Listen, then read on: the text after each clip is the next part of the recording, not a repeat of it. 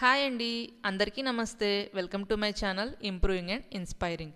ఈరోజు నేను మీతో షేర్ చేసుకుందాం అనుకుంటున్న టాపిక్ ఏంటి అంటే developing growth mind set. So first of all అసలు ఈ గ్రోత్ మైండ్ సెట్ అంటే ఏంటో తెలుసుకుందాం.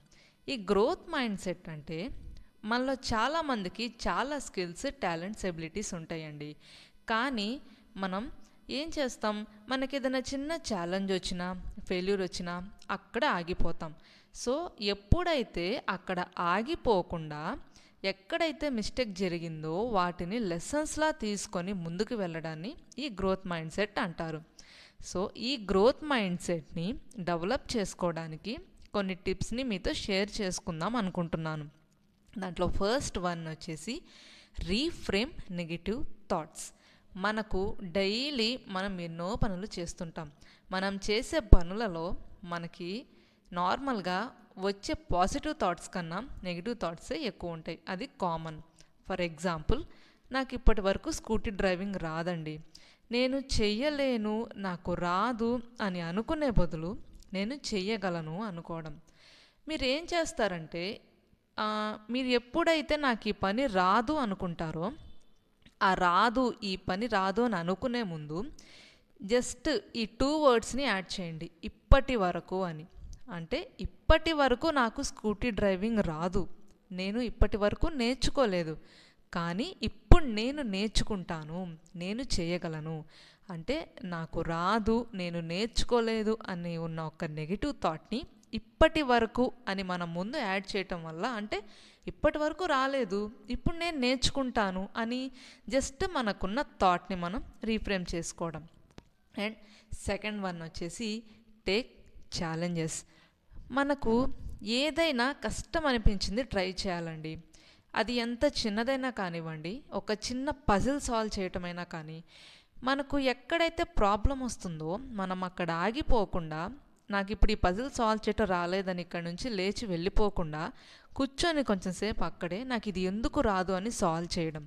లేదు, ఏదైనా ఒక కొత్త స్కిల్ నేర్చుకోవాలి అనుకున్నాము, మనం ఎక్కడికో వెళ్ళాలి, నాకు ఇది చాలా కష్టం, నేను అక్కడికి వెళ్ళలేను అని ఇన్ని రీజన్స్ వెతుక్కునే బదులు హ్యాపీగా మనం ఏదైనా స్కిల్ నేర్చుకోవాలంటే ఇప్పుడు మనం ఇంట్లో కూర్చొని యూట్యూబ్లో చూసి నేర్చుకోవచ్చు. మనకి ఏదైతే ఛాలెంజ్గా ఉందో దాన్ని ఒక్క స్టెప్ ముందుకి తీసుకువెళ్ళడం. Next one, learn from failures. Daily మనం చేసిన ఒక మిస్టేక్ గురించి రాసుకొని మనం దాని గురించి ఏమి నేర్చుకున్నామో పక్కన రాయడం అలవాటు చేసుకోవాలండి. మనకు జరిగిన ఫెయిల్యూర్స్ నుంచి మనం ఎంత నేర్చుకున్నామో మనమే ఆలోచించుకోవాలి. ఫర్ ఎగ్జాంపుల్, ఒక ఇంటర్వ్యూలో నేను ఫెయిల్ అయ్యాను, దానికి నాకు ప్రాపర్ కమ్యూనికేషన్ స్కిల్స్ లేవు. అది ఎందుకు ఫెయిల్ అయ్యానో దానికి నా దగ్గర రీజన్ ఉంది. తర్వాత నేను ఏం చేశాను, నా కమ్యూనికేషన్ స్కిల్స్ మీద కాన్సన్ట్రేట్ చేసి ఒక ఎంఎన్సి కంపెనీకి సెలెక్ట్ అయ్యాను. ఇలా ఇంప్రూవ్ చేసుకోవడానికి ఆలోచించాలే కానీ నాకు కమ్యూనికేషన్ స్కిల్స్ లేవు, రావు అని కూర్చుంటే అవ్వదు. ఏదైనా ఒక టాపిక్ తీసుకొని దాని గురించి మనం తెలుసుకోవడం, దాంట్లో మనకున్న థాట్స్ కానీ వ్యూస్ కానీ పక్కన వాళ్ళతో షేర్ చేసుకోవడం, నలుగురితో కలవడం, ఎంగేజ్ అవ్వడం, ఇలా చిన్న చిన్న పనులు చేస్తూ ఉంటే మనకు ఆటోమేటిక్గా కమ్యూనికేషన్ స్కిల్స్ అనేవి డెవలప్ అవుతాయి. సో ఏదైతే రాదో దాని గురించి మనం ఎక్కువ ఫోకస్ పెట్టి దాన్ని మనం ఇంప్రూవ్ చేసుకోవడానికి ట్రై చేయాలి. Next one, practice self compassion.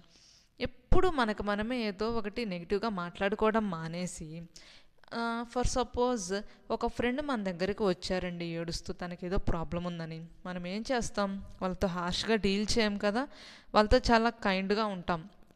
ఏం కాదులే, నీ ప్రాబ్లం సర్దుకుంటుందిలే, ఏడవద్దు, నువ్వు బాధపడద్దు, ఇలా మనం కంపాషనేట్గా కైండ్గా మాట్లాడతాం. సో మన ఫ్రెండ్తో మనం ఎలాగైతే మాట్లాడుతున్నామో మనతో మనం కూడా అలానే కైండ్గా కంపాషనేట్గా మాట్లాడటం అలవాటు చేసుకోవాలి. ఏదైనా తప్పు జరిగిన వెంటనే ఇంతేలే, నాకు రాదు, నేను చేయలేను, అందరూ అదే చెప్తున్నారు, ఇన్నర్ వాయిస్ ఇలా ఉండకూడదు. అసలు అట్లీస్ట్ మీరు ముందు ఆ పని చేయడానికి ట్రై చేశారు, ఫస్ట్ మిమ్మల్ని మీరు ఎంకరేజ్ చేసుకోవడానికి ట్రై చేసుకోండి. చిన్న చిన్న వర్డ్స్ యూస్ చేసుకోండి, I can do it, I am giving my best, ఇలా ఎప్పుడైతే మిమ్మల్ని మీరు ఎంకరేజ్ చేసుకోవడం, మీ ఇన్నర్ వాయిస్ని చేంజ్ చేసుకోవడం ట్రై చేస్తారో, ఆటోమేటిక్గా మీకున్న ప్రాబ్లం ఎక్కడైతే మీరు స్టాప్ అవుతున్నారో మీతో మీరు కంపాషనేట్గా ఉండడం వల్ల మీరు ముందుకు వెళ్తారు. ద లాస్ట్ వన్ వచ్చేసి ఐడెంటిఫై స్మాల్ విన్స్.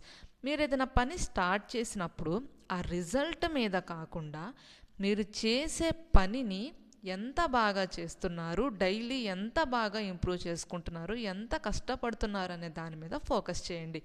ఆటోమేటిక్గా చిన్న చిన్నగా సక్సెస్ అనేది స్టార్ట్ అవుతుంది. ఎప్పుడైతే ఇలా మీకు సక్సెస్ అనేది స్టార్ట్ అవుతుందో దాన్ని సెలబ్రేట్ చేసుకోవడానికి ట్రై చేయండి.